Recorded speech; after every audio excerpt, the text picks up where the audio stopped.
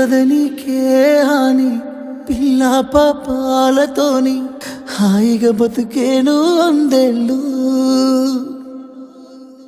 నువ్వు పూలు అల్లుకొని పోతున్నవే అత్తగారు